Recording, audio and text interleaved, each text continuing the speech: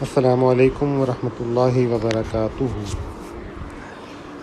آج ہم واقعہ کربلا جو ہے اس کو بالکل شروع کرتے ہیں۔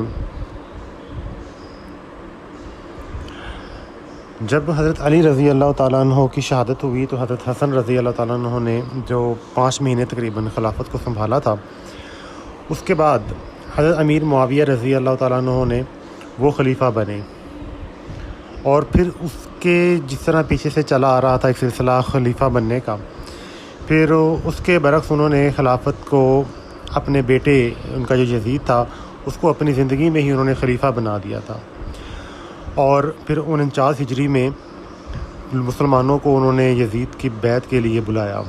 تو مسلمانوں نے اس وقت ان کے فیصلے کو بڑا ناپسند کیا اور سخت اختلاف بھی کیا تھا، کیونکہ کتابوں میں لکھا ہے کہ اس وقت کے جو لوگ تھے وہ یزید کے جو مشاغل تھے، جو اس کا ایک پسندیدگی تھی، اس سے وہ ذرا واقف تھے، اس لیے انہوں نے اس چیز میں دلچسپی نہ لی، ناراضگی کا اظہار کیا، شدید مخالفت کا اظہار کیا اس کو خلیفہ بنانے میں۔ تو بہرحال حضرت امیر معاویہ رضی اللہ عنہ کی وفات ہوئی، تو اس کے بعد رجب 60 ہجری میں 680 عیسوی میں یزید بن معاویہ خلیفہ مقرر ہوا۔ اس وقت یزید کی جو عمر تھی وہ 24 سال تھی۔ امیر معاویہ رضی اللہ عنہ یزید کی خلافت کے لیے اپنی زندگی میں ہی سب سے اس وقت تقریباً پہلے بیعت کر چکے تھے۔ اب جو دور کے علاقے تھے، جو مکہ اور مدینہ، وہاں کے جو صاحب اقتدار حضرات تھے، مقتدر لوگ تھے، قابل قدر لوگ تھے، جن میں امام حسین رضی اللہ تعالیٰ عنہ، عبداللہ بن زبیر، عبداللہ بن عمر، عبداللہ بن عباس اور عبد الرحمن بن ابی بکر، یہ 5 تھے۔ انہوں نے یزید کی بیعت سے انکار کر دیا تھا۔ امیر معاویہ کے جب یزید تخت نشین ہوا تو اس کو سب سے پہلے جو فکر ہوئی وہ ان 5 حضرات کی ہوئی۔ تو یزید نے مدینہ کے جو حاکم تھا ولید بن عقبہ کو خط لکھا کہ امیر معاویہ کی وفات کے بعد اور میں تخت نشین ہو گیا ہوں، اسے سب کو اس کا علم ہو جائے، تو اس سے پہلے کہ تم حسین بن علی، عبداللہ بن زبیر اور یہ تمام 5 صحابہ کے نام لیے کہ ان سے جس طرح بھی ہو میری بیعت حاصل کر لو۔ اس فرمان کا جب حاصل ہوتے تو ولید بن عقبہ نے حضرت امام حسین اور عبداللہ بن زبیر کو اپنے پاس بلایا۔ یہ دونوں حضرات اپنے چند ساتھیوں کے ساتھ ولید کے پاس پہنچ گئے۔ ولید نے امیر معاویہ کی وفات کی ان کو خبر دی اور یزید کے حق میں بیعت کی خواہش ظاہر کی۔ یہ سن کر امام حسین رضی اللہ تعالیٰ عنہ نے فرمایا کہ مجھ جیسے لوگ چھپ کر بیعت نہیں کیا کرتے، سب کو جمع کرو اور مجمع عام میں بیعت لو۔